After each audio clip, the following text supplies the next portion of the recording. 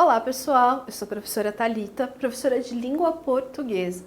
E hoje então nós vamos falar mais um pouquinho sobre o romantismo. Gente, o romantismo foi um movimento literário bastante extenso, tá? Mas agora a gente deixa de lado a poesia e a gente vai falar da prosa. Gente, tome muito cuidado com essa palavra prosa, porque muitas pessoas associam prosa à conversa. Mas quando nós estamos falando de literatura, prosa, gente, são textos escritos em parágrafos. Então aqui a gente vai falar dos romances que fazem parte, então, do nosso romantismo. Para começar, gente, nós temos aqui a citação de um teórico da língua, portuguesa, na verdade, de literatura. Forma literária, por excelência, representativa do mundo burguês e do homem como indivíduo.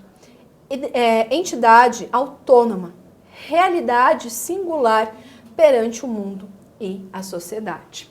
Nós percebemos aqui, então, gente, que o autor, Lukács, ele define, então, que nós temos uma forma literária por excelência. Então, ela vai representar essa arte romântica, vai representar muito bem o mundo burguês.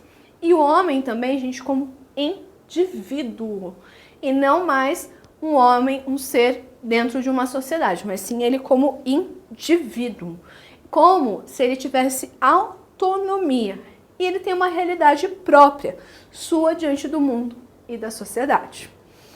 Então, gente, o romance, ele tornou-se muito mais popular a partir de 1830, com sua publicação em jornais. As obras de Victor Hugo, Walter Scott e Alexandre Dumas popularizaram-se graças à grande disseminação em fascículos em diversos jornais.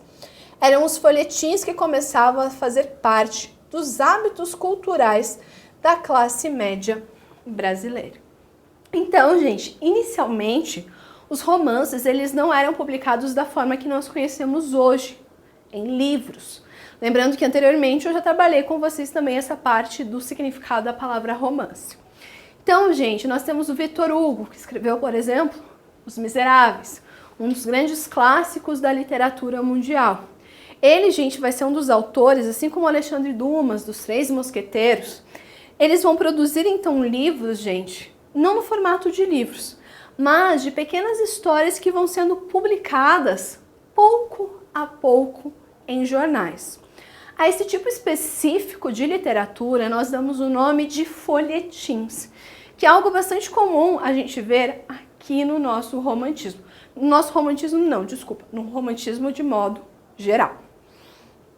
Os capítulos dos romances eram publicados diariamente ou semanalmente, e os leitores esperavam ansiosos pelos próximos acontecimentos. Com tramas simples, linguagem clara e fortes emoções, os romances em folhetins atraíam um público cada vez maior. Esses romances eram publicados em folhetins para somente depois serem vendidos como livros. Então a gente percebe que era uma forma de você ter mais acesso, mais pessoas lendo. Então publicava-se em jornais de forma diária ou semanal. E o que acontecia, gente? Não eram textos, difíceis de serem lidos. Primeiro, que o que acontecia não era extremamente complexo. Segundo, que a linguagem era bastante clara. E também, gente, nós tínhamos fortes emoções, sempre para dar aquele gostinho de quero mais do público leitor. Então, gente, eles eram publicados primeiramente nesse formato de folhetins, para depois, então, serem transformados em livros. O escritor de folhetins, necessariamente, deveria se adaptar ao gosto do público e às exigências dos editores dos jornais. Essas obras iam ao encontro da ideologia dos leitores, não devendo nunca entrar em conflito com aquilo que pensavam. Nós temos um escritor francês que, em um dos seus romances em folhetins, viu-se obrigado a ressuscitar uma de suas personagens, pelo fato de os leitores não se conformarem com a sua morte. Então a gente percebe, gente, que como a galera tinha acesso pouco a pouco à história, o nosso escritor ele podia ir moldando então as histórias a partir do que a galera comentava com ele, ou no que a galera mandava nos jornais, que antigamente se mandava carta para os jornais, tá? Então a gente percebe que eles, né, eram muito influenciados pelo gosto do público leitor. Tanto que nós temos, né, o exemplo desse escritor francês que teve que ressuscitar uma personagem, gente, porque a galera não se conformava que ela tinha morrido na história. Então aqui a gente tem algo bastante importante. O público influenciava, assim, nas histórias. Então muitos autores faziam da produção de folhetim seu sustento, escrevendo simultaneamente um texto que seguia os padrões do folhetim e outro que ia de acordo com as suas ideias.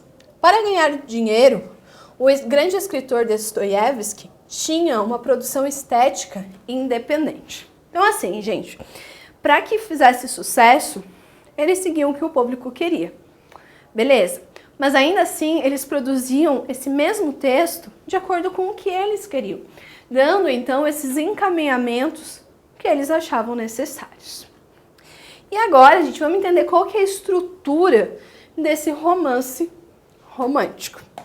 Nós temos, gente, a harmonia inicial, que é a ordem dos valores burgueses.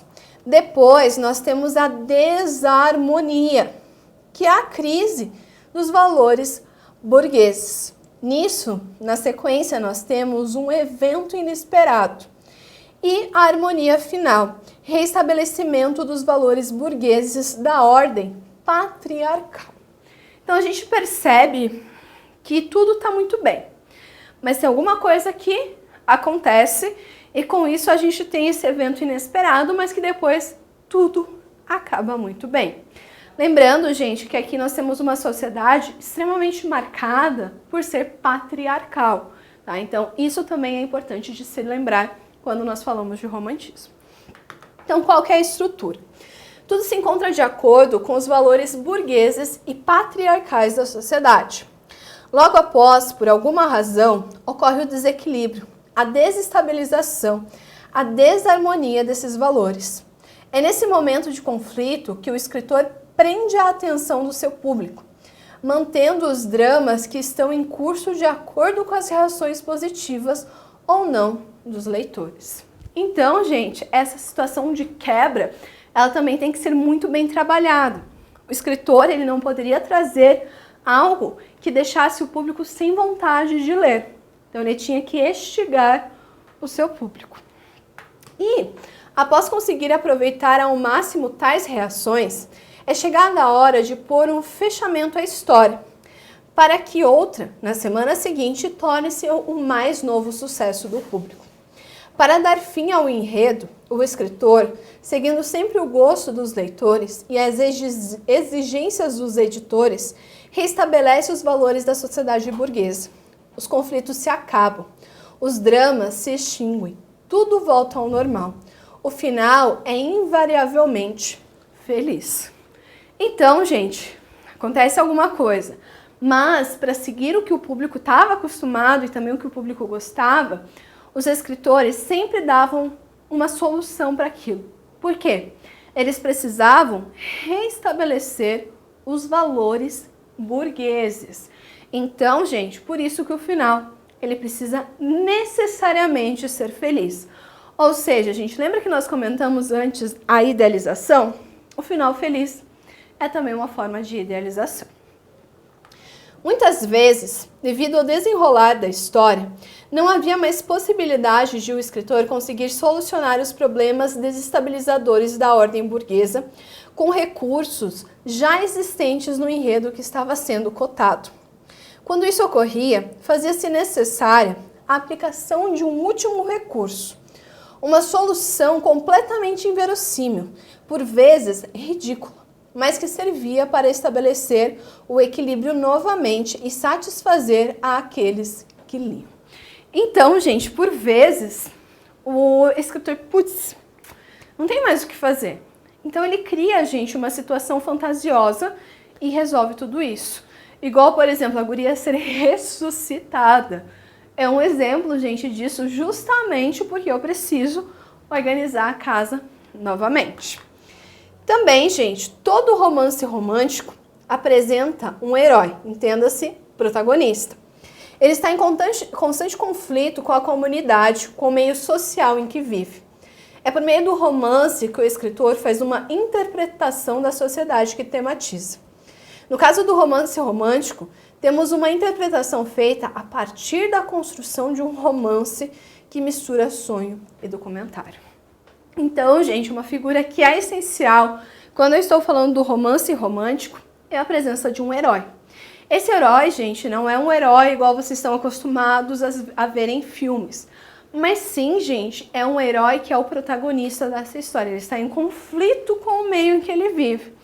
Mas, gente, ele acaba, sempre tendo uma solução.